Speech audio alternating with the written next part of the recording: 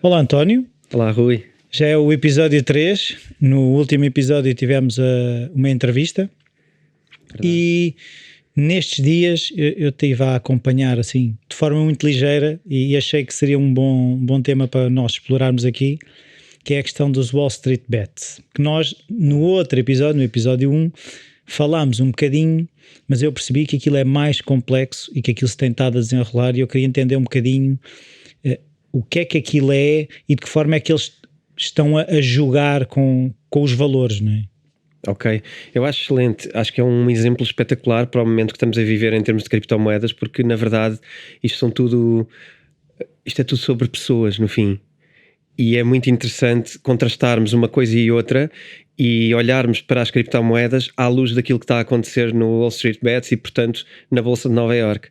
Na verdade, se quisermos dividir as coisas em territórios, temos que olhar para a Bolsa como a velha guarda e para as criptomoedas como a coisa disruptiva que vem de fora. E vem com uma mensagem de liberdade, com uma mensagem de mais alternativa, uma proposta diferente, digamos assim.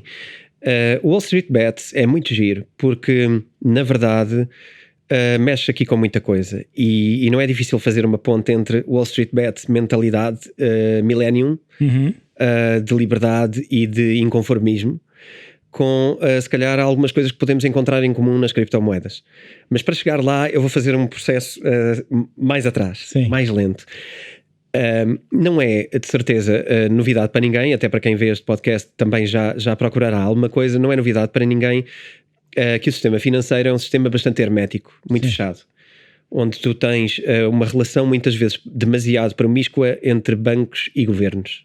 Entre o sistema financeiro e governos. Não quero só falar de bancos, porque isto não é só sobre os bancos, é sobre toda a forma como a moeda sempre andou de mão dada aos governos e neste momento é muito fechada a um certo grupo de capital que basicamente consegue controlá-lo e manipulá-lo de uma forma que lhe é proveitosa. Não estou a questionar moralmente se é bom ou se não é, se nós sabemos ou não trabalhar com o dinheiro, se podíamos ou não viver de outra maneira.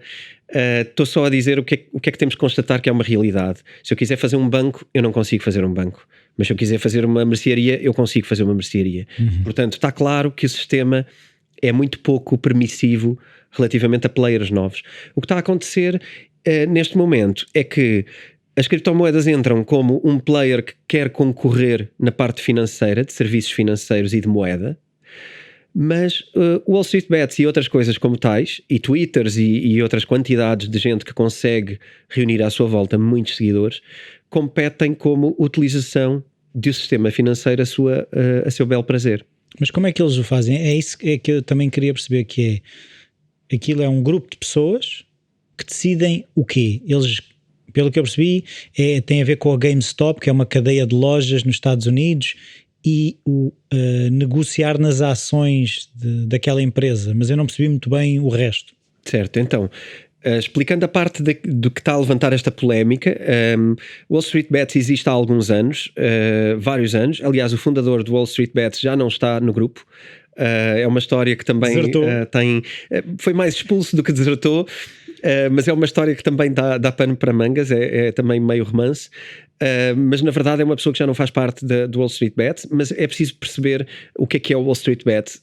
Na verdade, nós temos a própria Constituição americana e a nossa própria liberdade individual defende que nós temos a liberdade de associação. O Wall Street Bets não é mais do que um grupo de pessoas que se juntou, neste caso, com mais potência no Reddit, okay? É um subreddit da plataforma, e que hoje já tem também Twitters e Discords e outras coisas, mas basicamente é um grupo de pessoas que partilham gosto por investimento e que começaram a trocar opiniões sobre investimentos e que foram crescendo. Foram crescendo até um número engraçado, porque hoje são mais de 3 milhões de pessoas no Wall Street Bets. Quando começamos a ter um grupo... Já não é uma associaçãozinha. Isto já não é uma associação do bairro local, não é? Já começa, ainda por cima, quando mexe com capital, é preciso não esquecer que isto também acontece e ganha poder sempre que se criam novas plataformas, como aquelas plataformas de investimento que vendem a liberdade de investir sem ter que passar por uma casa de câmbio, ou de um investidor, ou de um fundo de investimentos. E isto muito potenciado pelo Robinhood, que é uma espécie... Nós aqui em Portugal usamos mais o eToro. Provavelmente há mais gente que conhece o eToro do que o Robinhood.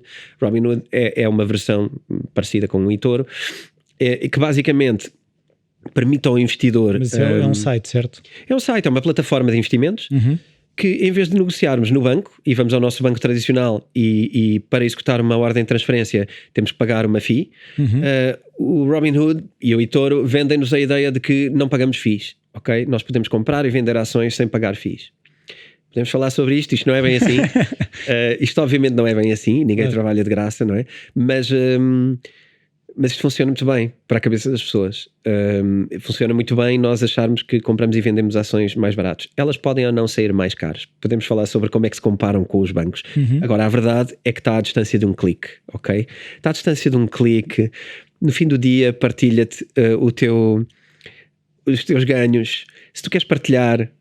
Em termos de experiência do utilizador, é muito mais cativante. É um festival. Claro. É um festival. O Robinhood, inclusive, brinca-se nos Estados Unidos que quando compras lança confetis. Tipo, claro. Compraste uma coisa, confetis, para dar uma experiência de compra prazerosa, como se diz no Brasil, mas para associar o prazer à compra, não é? Como é óbvio, estão-nos a fazer aqui um bocadinho de programação mental para que comprar e investir seja uma coisa que nos dá ainda mais prazer. Já dá, não é? Claro. Já dá. O jogo é um bocado isso. Sim. Ali é tornar o jogo da bolsa mesmo um jogo. Sim. E com tudo de bom que isso tem, porque na verdade no fim desta história eu vou estar entusiasmadíssimo com o que está a acontecer, porque isto entusiasma-me muito.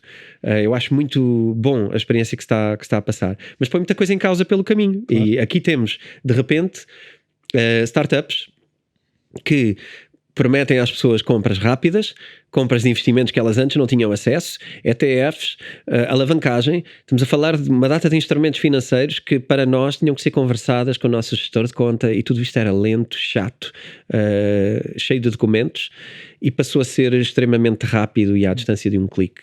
Isto pode correr também muito mal, porque a liberdade de investir também, se nós formos precipitados e não formos responsáveis... Há uma responsabilidade, é isso que... Sim. Mas eu defendo sempre uma coisa, não sei se tu concordas, eu prefiro ser livre e poder-me correr mal do que impedirem-me de fazer coisas para meu próprio bem. Certo, mas ainda há muito a ideia de que as pessoas não são assim seres tão racionais, e que há um bocado a mentalidade dos pais que têm que controlar os filhos, e os governos funcionam, os governos sim, as instituições, quando digo governos é mais as instituições que regulamentam as coisas, têm esta postura do pai que tem que proteger a criança inocente dos malefícios do mundo, não é? Isto só é mau quando as proteções que eles fazem jogam a favor da enorme máquina financeira que eles representam. Claro, não é inocente, não é? Claro. Eu estaria ótimo para ter o meu pai a proteger os meus investimentos. Eu tenho dificuldade em ter um fundo de investimentos americano a regular a seu favor e a meu desfavor para proteger. Então, e já correu muito mal, não é? Essa questão dos fundos americanos que fazem colapsar a economia, não é? Já correu muito mal, e o caso da GameStop é um caso desses. O caso da GameStop é um caso de perversão económica, porque repara, a Wall Street Bets o que fez durante este período, há todo o tipo de pessoas, são 3 milhões de pessoas, isto é como um país, está ali um país de investidores e há pessoas de todos os tipos. Há pessoal que está ali para fazer dinheiro rápido, há pessoal que está ali que são extremamente competentes e analistas competentes, mais competentes do que muitos analistas de fundos, e isto é público e é sabido, não é minha opinião só, é sabido. Os relatórios e as análises que são feitas ali são muitas vezes acima e muito melhor executadas do que pessoal que está dentro de... Até porque alguns são esses. Alguns são os mesmos, só que estão no Reddit. Ou saíram de lá e agora estão no Reddit. Ou têm acesso aos dois lados da informação, não é? Porque é preciso ver que algumas daquelas pessoas não são investidores como nós achamos. Alguns são como nós, portugueses, com um rendimento mais baixo, não é? O rendimento americano médio é muito superior ao nosso. Mas estamos ali a falar de pessoas que estão a investir diariamente, a tratar carteiras delas pessoais de 30 milhões. Uou. 30 milhões. Isto não é o investidor E gasta 100 euros. que está ali a meter 100 euros numa ação ou que está a fazer um investimento arriscado. Estamos a falar de pessoas que estão a gerir um património sério, que provavelmente a única coisa que fazem é gerir o seu investimento. Sim, mas no fundo a guerra deles é qual? Então, é preciso ver se há uma guerra. Ok. Primeira questão. Isto nasce com uma coisa perversa que aconteceu, foi um fundo, especialmente um fundo, há outros como é óbvio que também o fizeram, mas especialmente um fundo investiu fortemente na queda da GameStop, ok? Há um instrumento financeiro que se chama shorting. O shorting, eu vou explicar, eu acho que consigo explicá-lo sem ter que fazer gráficos, eu acho, mas não é fácil. O shorting é basicamente eu ter uma expectativa de que a tua empresa vai provavelmente à falência. Ok. Por causa das decisões que estás a tomar, por causa dos rendimentos dos últimos anos. Neste caso a GameStop, para dar uma ideia, é uma loja de compra de jogos, é uma loja física de compra de jogos e há por todo lado. Há muitas lojas. Como é óbvio, hoje os negócios passam muito para o online, Claro. as plataformas já permitem fazer download de jogos e, portanto, a Já não tendência... tens de comprar o jogo na loja. Então a tendência é desacreditar o futuro da GameStop. Isto levou aqui um fundo em especial a acreditar-se tanto nisso que decidiu shortar muito a sério a GameStop. E como é que isso se faz? Shortar é o quê?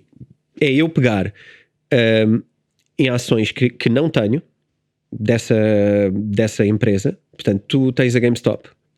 Eu vou ter com alguém que tem ações da GameStop que estão a valer hoje $100, vamos pôr assim para simplificar os números. Como eu acho que vai cair, eu vou shortar isto e vou-te dizer que vou-te pedir emprestadas as tuas ações. Para as vender por 70. Eu vou vendê-las por... aliás, eu na verdade, eu estou-te só a pedir as ações emprestadas, mas eu não tenho a posse delas. Eu estou-te a pedir o direito às ações emprestado e pago-te um juro por isso. Durante um período, 6 meses, o que for. Ao fim desses 6 meses, a minha expectativa é que as ações estejam a 50. O que é que eu vou fazer? Nessa data, eu vou comprar ações a 50 e vou-te devolver a ti a 100. Porque o meu acordo é devolver-te as ações a 100. Ok? Mas eu teoricamente estou a perder dinheiro com isso. Teoricamente estás, mas tu estás a ganhar um juro para me as emprestares. E na verdade tu já as compraste a 100, portanto também... Quer dizer, aconteça o que acontecer, não, ou as vendes de facto, ou isto é uma opção para ti. Tu podes até nem achar que vão cair. Podes achar que vão estar a 100 na mesma. Então tu ganhaste juro e 100 de volta, o que é ótimo. Isto tem a ver com expectativas. Agora, quando um fundo destes shorta, o que acontece é que ele também, e se shortar numa quantidade enorme, como foi o caso, o que vai acontecer é que ele vai influenciar a expectativa do mercado. E às vezes a gente vai se querer ver livre das ações, vai começar a vender ao desbarato e o preço começa a vir por aí abaixo. Se a Melvin Capital está a shortar aquilo, eles sabem alguma coisa que eu não sei. Se eles estão a shortar aquilo, eles sabem. E eu vou ver os shorts que existem. Agora vou-te dizer uma coisa ainda mais... maquiavélica. Então, isto ainda piora. Ou seja, quando tu shortas, em teoria, tu shortas ações que existem. Mas repara, foram shortadas 120% das ações existentes. Como é que isso é possível? É possível por outro sistema perverso, onde tu shortas uma coisa, mas podes, através de uma outra entidade bancária ou que tenha licença de clearinghouse, emprestá-las a outra pessoa que também queira shortar. Então shortam em conjunto. Ok, duas pessoas estão a shortar as mesmas 10 ações, por exemplo. Por exemplo, sim. E no caso da GameStop, que é o caso que despoltou toda esta questão mediática, foi estarem shortadas 120% das ações existentes. Isto claramente representa logo duas coisas. Primeiro, há uma concertação para garantir que fazes mesmo falir aquela empresa. Porque o que tu estás a dizer à empresa... Não é inocente, não é? Não é inocente, é para forçar a que aconteça o que tu queres que aconteça. Tu claramente estás a tomar uma posição, tu deverias ser um investidor na bolsa. Tu, quando estás a falar de ações, tu devias ter ações de uma empresa, não é não ter... Estás a apostar contra a empresa. Tu estás a apostar contra a empresa com ações dela que tu nem tens. E depois ainda apostas com mais ações do que existem. Yeah. Quer dizer, então tu percebes que se estás cotado em bolsa, estás totalmente à mercê destas empresas que são fundos e que conseguem causar consequências no mercado que não seriam sequer com evoluções normais do que te aconteceria. Mas eles ganham muito dinheiro com isso? Ou seja, eu sou um fundo de investimento e tenho o objetivo de shortar a GameStop ou não sei o quê. Tu podes shortar para zero. E depois vou lá e compro a empresa, é o quê? Qual é que é o objetivo? Quando aquilo chegar a zero, o que tu vais fazer vai valer 1 cêntimo, não é? Tu vais comprar a 1 cêntimo e vais devolver a $100, por exemplo, cada uma. Se tu tens milhares de ações, não é? Isto é um negócio muito, muito proveitoso. Principalmente quando tu tens a força para garantir que aquilo que tu prevês, a tua expectativa não é uma expectativa, é uma certeza. Uhum. Tu só vais fazer isto até acontecer. Certo? Constantemente. Shortas 6 meses, shortas 1 ano, shortas em vários períodos, quantidades diferentes. Quer dizer, isto é ilimitado o poder que tu tens desde que tenhas dinheiro. Uhum. E o que acontece aqui é que a empresa também tem ações próprias. O que é que acontece? Tu tens ações da tua empresa, eu estou a shortar a tua empresa, eu estou-te a tirar dinheiro ainda por cima. Sim. Porque tu amanhã, se queres vender isso para pagar a dívida, esta empresa tinha uma dívida significativa. Se tu queres vender ações para pagar a dívida, eu estou-te a shortar, eu estou-te a endividar mais, na verdade. Certo? Porque Não é? o teu poder de pagar a dívida está a diminuir. Certo. Eu estou-te a pôr mais pobre, sabendo que tu tens dívida, sabendo que tens uma conversão digital para fazer. E isto não pode ficar mais feio. Uhum. Estás a ver? Sim. Isto não pode ficar mais feio. E então onde é que entra os Wall Street Bets neste caso? Entram na crença de alguns deles, analisando o que o CEO que entrou fez, que foi um projeto de conversão digital, precisamente para acabar com o brick and mortar, como tu te referiste aqui há tempos, sobre empresas que estão no mercado e que têm lojas físicas, para uma conversão digital. Uhum. E havia uma estratégia que até foi muito bem vista por algumas pessoas do lado do Wall Street Bets, e também diria que existe aqui um carinho por uma empresa que é dos jogos, que é mais alternativa e que se calhar muita gente foi cliente. Eu posso estar aqui a romancear um pouco, mas daquilo que tu percebes, Sim. há ali Um lado emocional. uma vontade de que aquilo sobreviva. E houve muita gente que diz, pá, por que não ser uma competidora da Amazon, mas obviamente no seu nicho, não é? Sim. E por que não ser a grande plataforma internacional de trocas de jogos? Trocas e compras, porque pode haver um mercado de segunda mão, não é? E tudo isto é interessante. Os jogos têm uma rotatividade enorme e, para quem não saiba, rola muito dinheiro na produção de jogos, mais do que no cinema. Uhum. Portanto, estamos a falar de uma indústria enorme. Sim, sim. Um jogo custa 60 e tais dólares, 60 e tais euros. Portanto, é uma coisa bilhete cara. de cinema. É um bilhete de cinema que custa muito menos que isso, e o consumo de jogos é muito alto hoje, e portanto eu acho que isso acaba por ser a visão daquele lado. O que aconteceu ali foi começou a criar-se uma onda de Isto não está certo. isto não está certo e não vamos deixar isto acontecer. Então qual é que foi a missão? Vamos fazer o inverso. Vamos comprar ações de Vamos GameStop. comprar ações à bruta desta GameStop. Toda a gente está tudo a comprar ações da GameStop. Vamos levar isto para valores bem altos e isto vai ter uma consequência no fundo que agora vamos para esse lado. Que consequência é que tem isto? Quando começou a criar-se uma onda, os memes, as coisas todas do GameStop, GME, tudo. GME que é o ticker da GameStop. Então era tudo, GME, todos os dias, força, pessoal, vamos salvar a GameStop. Porque É uma causa. Começou a ser uma causa, ok? Começou a ser uma causa e depois, quando é minimamente suportada e tu tens ali já uma liderança, se calhar até consolidada de algumas pessoas, o que é que acontece? Tu começaste a criar uma onda e de facto os valores começaram a subir. Quando começam a subir, se tu continuas a falar, toda aquela gente está muito atenta ao mercado. Quando tu começas a subir 10, 15, 20%, porque depois tu mexes com uma ação que não é assim tão grande, é uma ação pequena, Uhum. que de repente tem uma movimentação daquelas que é muito dinheiro a entrar, estamos a falar de milhões, ok? Há pessoas que compraram 5, 10 milhões de dólares. Mas também é gente que tem poder financeiro. É a não é? gente que tem poder, mas que se está a atravessar também. Está a arriscar. Está a arriscar também. Agora, quando traz aquela multidão atrás e começa a ver as ações a subir, que imagina, compraste a 90, compraste a 100, outros estão a comprar a 120, a 200, a 300, a 400, isto chegou a valores como $500. Ok? Estamos a falar, a ação subiu, não quero errar e peço desculpa se por acaso não for exatamente este o número, mas estamos a falar de uma valorização de 400%. Ok? Em pouco tempo. Em semanas, sim. Pois. Sim. Agora vê, consequência do outro lado. Tu estás na Quem tua, estava a apostar sim, em que aquilo ia cair, está a perder. está a perder uma loucura de dinheiro. Porque foi comprar às tais 100, com o exemplo que tu tinhas dado. Imagina que ele estava a oferecer 100 porque depois queria que aquilo fosse para 50. Se elas já vão a 200, já está a perder dinheiro. Sim, e a diferença é muito maior do que essa, porque se estamos a falar de 400% de valorização em pouco tempo, as ações terão sido compradas a coisas como 1 euro, ok, 1 euro, 1 dólar, e estarão a 400.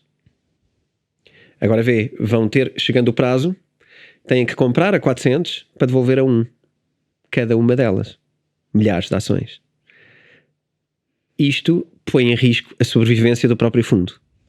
Certo. Em semanas. Sim, mas isso lá está, mas isso é uma, como é que eu dizer, uma atitude um bocadinho de calma aí, não é? Ou seja, essas brincadeiras vão ter que parar, não é? E acabam por dar poder a pessoas que não sejam fundos ou governos ou... Eu acho que isto mostrou duas coisas muito claras. Primeiro, investidores cá fora, fora dos fundos, fora deste jogo de manipulação bolsista, começam a ter olhos para muita coisa e a estar informados de muita coisa. Ponto 2. Estas pessoas têm algum poder. Não têm o mesmo poder, não têm o mesmo tipo de poder, mas têm algum poder e já conseguem causar moça neste tipo de cenários. Portanto, se calhar há aqui um novo jogo que é preciso olhar. Terceiro, os reguladores são postos numa posição de ter que fazer alguma coisa em relação a isto. E é claro, a primeira tendência, como tu podes ver pelas notícias e toda a gente pode pesquisar, a primeira tendência é: temos que acabar com estes fóruns onde as pessoas andam a fazer coisas aberrantes no mercado. Claro, mas é assim, aquilo que não é feito nos fóruns é tão ou mais aberrante, não é? Onde é que está o aberrante aqui? A história é esta. Damos a volta que quisermos, mas a história é esta. Quer dizer, certo que fazer um pump a uma ação para 400% é artificial. Claro que é. Mas da mesma forma... E mexer com o valor de uma empresa com ações que nem sequer existem e shortar é de facto uma coisa que devia existir? Temos que pôr isto em causa. Pois, não deveria ser permitido, não é? E agora, os reguladores, primeiro têm aquela atitude de... E repara, aconteceram coisas extremamente injustas. E eu acho que isto é muito importante para nós vermos como é que o mundo financeiro funciona. A primeira coisa que começou a acontecer foi o Discord bloqueou a conta dos Wall Street Bets. O Reddit, eu não consigo dizer se bloqueou ou não. Sei que ela deixou de existir por momentos e depois voltou a existir. Portanto, teve suspensa. Eu não sei o que aconteceu exatamente. Não me informei nessa parte. Mas o que acontece, a primeira coisa que acontece é, obviamente que o Discord quer lá saber o que é que eles estão a fazer. O Discord foi pressionado, como é óbvio, claro. Não é? Isto tem que acabar. Alguém lhe foi dizer isto tem que acabar. E nós presenciarmos isso, e podemos não querer saber disso, e a nossa vida é outra, mas saber que isto pode acontecer, para mim parece muito grave. Sim. Porque Discord, aliás, até é um nome meio edgy, não é? Assim, uma coisa meio, eu sou dos de fora, mas de repente quando vem o poderzinho bater à porta... Mas a partir do momento em que tu cresces até um determinado tamanho, é natural que comeces a fazer parte de um sistema, ou seja, mesmo que tu comeces por ser fora do sistema, tu acabas por entrar no sistema. E se calhar, se formos pensar até na lógica das startups, a partir do momento em que passam a ser cotadas em bolsa, se calhar deixam de usar calças de ganga, se calhar já deixam de andar de bicicleta, e há um bocadinho esta tendência de ser... absorve. The system will eat you. É um bocado. De alguma maneira. Porque tu começas a jogar um jogo muito diferente, não é? Sim.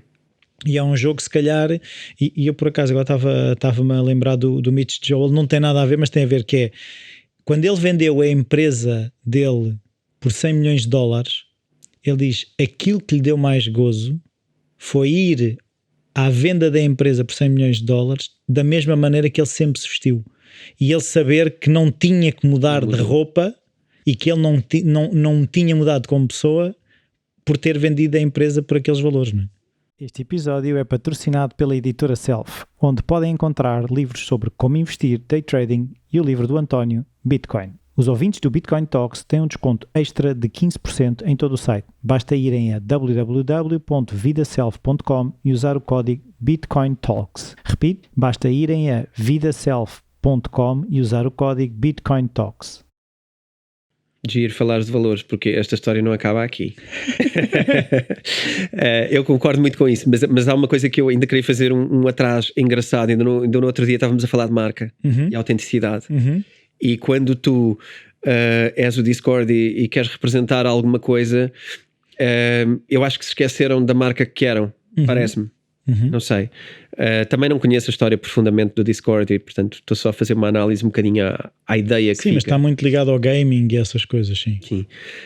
Então, mas parece que o Discord dobrou a espinha, não é? E acabou por fechar o Discord deles. O Reddit, eles continuam agora, portanto, continuará. Isto que aconteceu, porque isto, repara, esta história não acaba aqui por dois motivos. Primeiro, porque enquanto isto está a acontecer, não foi só eu querer bloquear a plataforma em si, onde eles trocavam opiniões e onde se fortaleciam uns aos outros.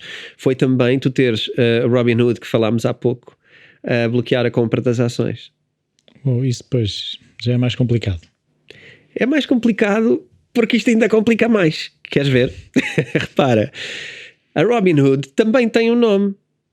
O que é que quer dizer Robin Hood? Sim, diz-me tu. Supostamente um herói que roubava aos ricos para dar aos pobres, não é? Está aí a mensagem, não é? Alternativa, o CEO, o miúdo de 20 e tal anos, portanto é uma coisa alternativa que vai permitir às pessoas fazer o jogo dos ricos e intervir no capital. O que é que acontece? Robinhood, como todas as startups, tem venture capital, tem financiadores. Quem é que é o maior financiador da Robinhood? A Citadel. Citadel é mais uma parte portanto, do velho dinheiro, old money, que é também quem completa todas as transações à Robinhood. Ok? E paga para o fazer. Ok? Isto é giro. Paga a Robinhood? Paga. Isto pode dar um programa inteiro, esta parte de como é que alguém... tu tens uma empresa de trading, okay? De plataforma de negociação. Eu pago-te para ser o teu provider, mas o que eu te estou a dar tem um custo. Na verdade, tu não me pagas para executar transferências de nenhum dos teus clientes. Sim, tu estás a pagar controle. Tu estás a pagar controle e seres intermediário, não é? Podemos falar sobre isso noutro programa, senão isto complica demasiado. Resultado, a Citadel é uma clearing house, portanto tem o poder de o fazer, de negociar diretamente em bolsa. A Robinhood não tem. Bloquearam, tu deixaste de poder comprar. Claro que muita gente está no Wall Street Bets, compra através da Robinhood. Claro que outros não, e é rápido encontrar as outras alternativas, mas leva dias. Claro. Atrasas o processo, e enquanto atrasas, tiras-lhe a velocidade, tiras-lhe poder, e na bolsa as coisas mexem a cada segundo. E portanto, quando tu tens ali gente a comprar e de repente passa um dia ou meio dia em que tu não consegues comprar, o botão do buy, não há velocidade, não é? As compras continuam a existir, mas não há a mesma velocidade. O preço, pum, vem logo para baixo, e aconteceu, ok? Depois vieram pedir uma desculpa muito esfarrapada. Vocês conseguem aceder, quem ver isto consegue aceder a tudo através do YouTube, há vídeos explicativos, consegue-se ver o CEO da Robinhood a tentar se justificar porque é que aquilo aconteceu, mas na verdade vê-se mesmo ele a gaguejar e a ter muita dificuldade. É mesmo fácil de ver que ele estava muito embaraçado, ainda por cima é jovem e se calhar tem pouca estaleca para aquilo e correu-lhe muito mal. Porque a seguir era pegar naquilo, e o que aconteceu foi pegar naqueles vídeos e fazer vídeos a comentar aqueles vídeos. E foi difícil para eles. Diria que correu muito mal a Robinhood. E portanto tens este jogo também. Depois começaram a abrir, porque a pressão foi tão grande que eles tiveram... a Wall Street Bets levantou um processo à Robinhood.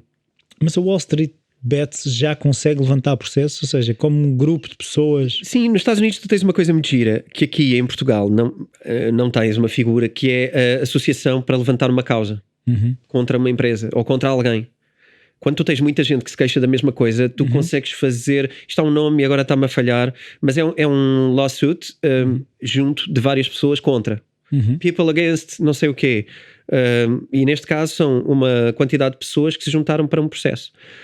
Nem toda a gente está no Wall Street Bets, tem esse processo, ou está nesse processo, mas isso foi feito. E as entidades reguladoras vieram logo também, ali não há muito a fazer, quer dizer, vai ter que justificar porque é que impediu e suspendeu sem ter consultado a regulação. Claro. E aqui, isto não dá para ninguém. Isto não vai ser bom para ninguém esta parte. Obviamente vai haver multas associadas a isto, vai ser um problema. Mas para quem está a dominar o jogo, esta multa é uma... É uma ninharia. É uma multa de estacionamento para eles, quer dizer, é nada. O que eles estão a ter de não ter um adversário à altura, obviamente é muito mais vantajoso. Claro. Né? E de maneira que o que começas a ter depois são grandes debates de mesmo gente do old money, alguns a defenderem, meus amigos, isto é o mercado, aceitem. Isto é o mercado. Para aqui que estamos a caminhar. Isto tem que ser uma coisa livre. Estas pessoas associaram-se, boa, lida com isto. Okay? Por exemplo, lembro-me do Kevin O'Leary, que por acaso é autor da Self, não é? Então, com o qual eu até tinha muita curiosidade de ver, e são aqueles convidados que vão para a televisão depois dar opinião. E ele estava a dizer, lida com isto. Isto é o novo investidor. Isto é o investidor do fato e gravata que está dentro de um banco, uma instituição com X andares. Isso acabou. Lidem com isto. Isto são os vossos clientes. Sim, isto já é uma geração que cresceu, se calhar, dentro destes meios mais de estar ao computador e de ter essas redes que se calhar eram redes iniciais só para jogar jogos e depois cresceram para redes que podem dar Wall Street Bets, não é? Sim. É a evolução, não é? A evolução normal das coisas. Isso nós queremos abrir, porque repara, foi interesse também do old money criar plataformas para que as pessoas investissem mais na bolsa, porque isto é obviamente interessante para quem vive da bolsa. Estão a ir buscar dinheiro que não entrava na bolsa porque as pessoas não tinham meio de chegar lá, não é? Há muito mais dinheiro na bolsa hoje, não é? Tens também aqui um fenómeno engraçado que é nos Estados Unidos, não sei se toda a gente está a par, muitos não estarão, o apoio devido à pandemia, ao Covid, é um apoio direto, ou seja, o governo não está a fazer como aqui, em que está a criar teóricos investimentos, apoios a investimentos e a coisas, mas lá o que está a acontecer é um apoio direto às pessoas, é um cheque, okay? E esse cheque está a ser entregue a cada americano, okay? Mensalmente. E muita gente está a aproveitar aquele dinheiro para investir em alguma coisa. Okay? Portanto, tens aqui muita gente a meter dinheiro. E de repente o dinheiro em bolsa cresce. Isto não é inocente da parte de ninguém. Claro. Okay? Seria muito inocente acharem que as pessoas não iriam fazer isto. E também seria um pouco injusto, parece-me, achar que tínhamos que balizar as pessoas e que de repente não têm direito a investir porque só o old money é que pode investir. Então às tantas entrou aqui o que é que queremos afinal? Mas eu agora estava aqui a pensar, e voltando se calhar um bocadinho ao tema do nosso podcast, é de que forma é que essas movimentações num mundo que teoricamente tem menos a ver com as criptomoedas influencia o mercado das criptomoedas e de que forma é que se calhar também as criptomoedas estão mais ou menos vulneráveis a situações dessas. Então, vamos lá, ver se eu consigo por partes fazer alguma coisa, analogia aqui. Em primeiro lugar, também houve ali, e há ali muita gente naquele grupo também adeptos de criptomoedas. E também houve ali alguma brincadeira. O GameStop não foi a única ação que quiseram salvar. Houve a BlackBerry, houve a Nokia, mas muito fundamentadas, a maioria delas muito fundamentadas com novos projetos que eles têm e que portanto fariam com que as ações estivessem a ser injustamente shortadas. Atenção que isto também aconteceu à Tesla. A Tesla foi pesadamente shortada não há muito tempo atrás e esteve perto de falir. Portanto há aqui muita gente a apostar contra a Tesla. Houve muita gente a apostar contra a Tesla, mas também é agir o papel do Elon Musk nesta história, porque ele é muito mediático, ele tem muitos seguidores e de vez em quando os tweets dele foram muito engraçados. Sim, ele faz parte da PayPal Máfia, não é? Ele não é quer dizer, um fraquinho. Sim, ele não é um fraquinho e em termos mediáticos ele escreve uma coisa e acontecem coisas. E ele tem brincado bastante com isto e ele não é muito adepto de quem shorta nem desse lado do dinheiro. Portanto ele disse umas bocas muito engraçadas sobre a GameStop e também falou de uma coisa muito engraçada. Ele mudou o perfil #Bitcoin, depois disse assim umas coisas que podiam ter ou não a ver com aquilo, era inevitável. Disse-o na mesma altura. Esta semana eu estou a fazer uma ponte via Elon Musk, mas eu acho que é a mesma coisa, okay? Eu acho que é o mesmo caminho. O Elon Musk esta semana lançou uma entrevista creio que foi na Clubhouse, ou posso estar enganado, mas creio que foi lá. Foi uma entrevista onde ele disse: eu devia ter percebido isto há mais tempo, sobre a Bitcoin. Porque isto tem um valor incrível, e o smart money, que é o dinheiro das empresas americanas que estão agora a começar a comprar criptomoedas e Bitcoin principalmente, vai convergir para aqui pesadamente. Ok? Não sei até que ponto ele acha ou não que a Tesla vai ou não comprar, há muita especulação nisso, mas eu acho que aqui o importante nem é tanto a Tesla entrar ou não, é todos os que estão a entrar já.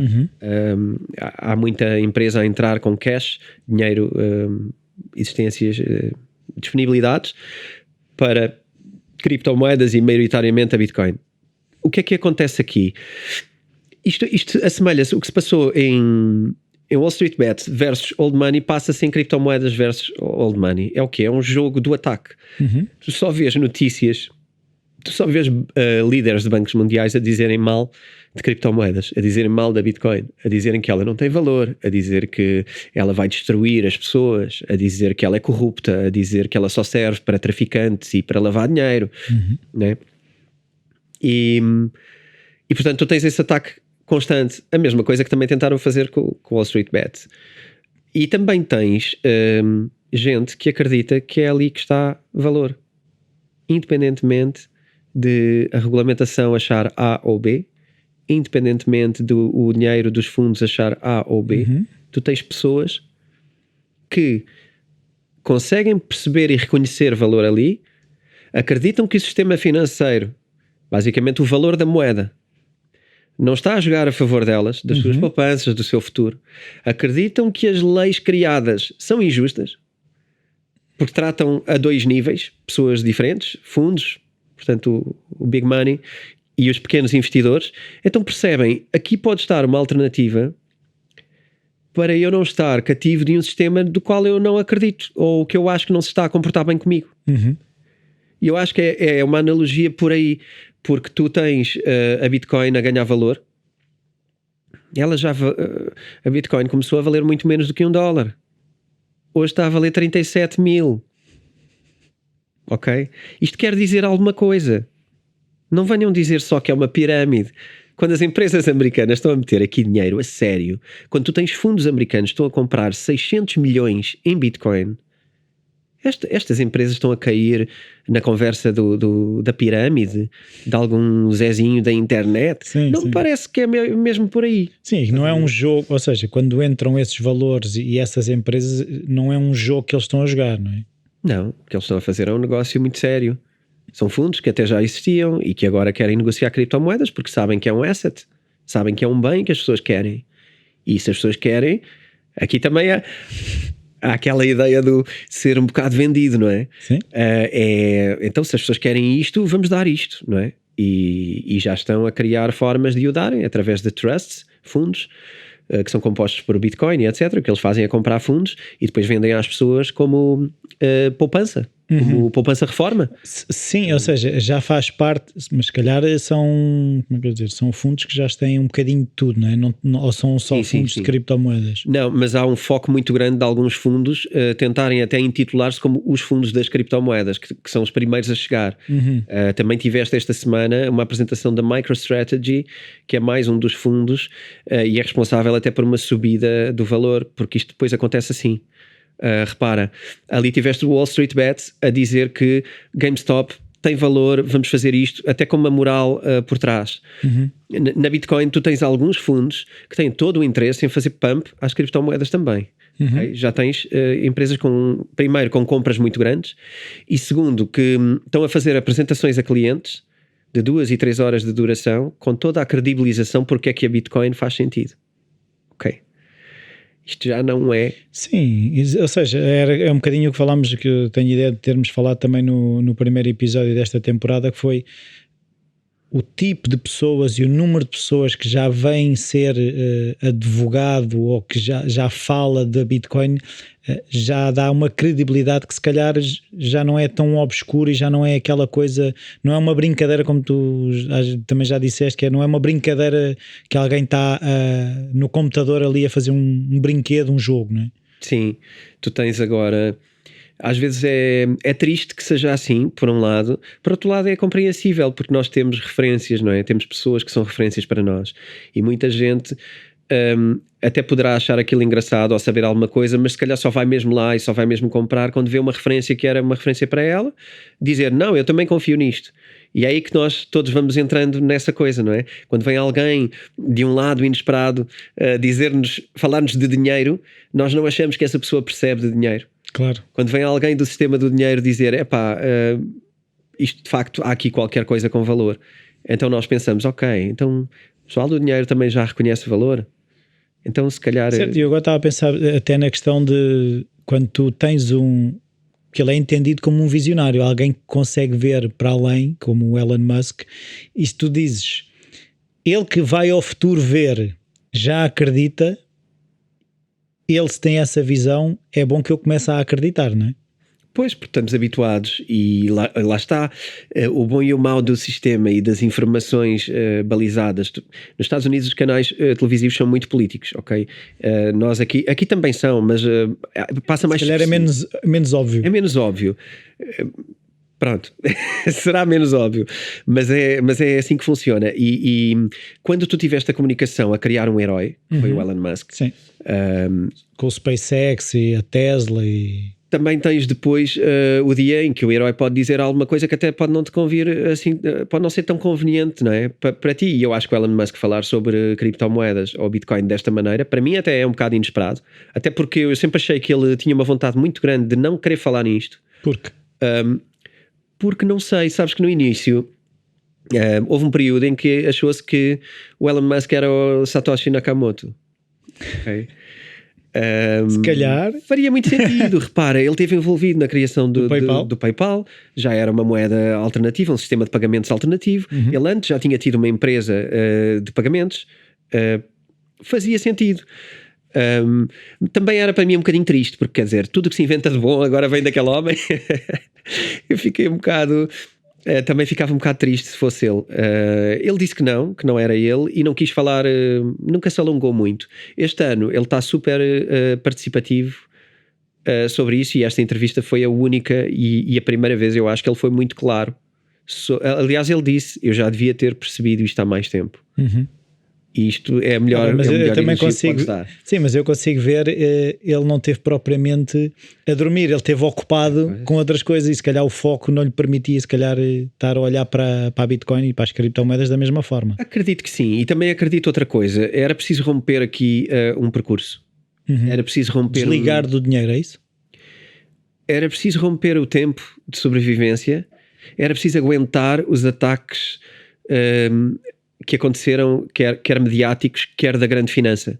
E posso-te confessar que a minha maior descrença quando conheci a primeira vez criptomoedas foi que os bancos e os governos não iam permitir. Agora, X anos depois, eu tive que assumir que se calhar não tem a ver com eles permitirem, tem a ver porque não há volta a dar. Pois, isto vai acontecer. Sim, aconteceu. É tal janela que eu falo também no livro, não é? Uma janela que se abriu, e depois de abrir já não dá. As pessoas já viram a paisagem. Agora já não dá para fechar. Ninguém quer viver fechado. Não consegues desver. Não dá para desver, é isso. Não dá para...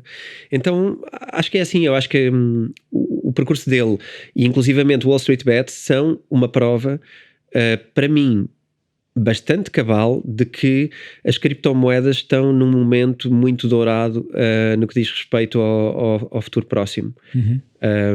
E se há 2 meses ou 3 via que era bem possível esta nova subida resultar numa descida bastante grande e voltarmos para os valores antigos, eu agora acho muito, muito, muito difícil voltarmos para valores antigos. Pode haver uma descida de valores, mas eu não vejo irmos para valores tão em baixo como foi no passado. Eu gostava de continuar a falar contigo, mas... o episódio já vai longo, e eu tenho pena que tínhamos aqui até uma das perguntas que se calhar vai ter que ficar para o próximo episódio. Se calhar o próximo episódio podemos se calhar até começar pelas perguntas para não deixar, porque nós garantir. entusiasmamos-nos e depois torna-se difícil às E vezes. esta história era muito difícil. Sim, isto é uma novela complicada de explicar em pouco tempo e por isso é que eu também acho que fez sentido não fazermos as perguntas agora e deixar com tempo, porque estar a responder em pouco tempo também não fazia sentido. Excelente, mesmo isso, Rui. Então Para a adeus, semana? até ao próximo episódio. Sim. É isso.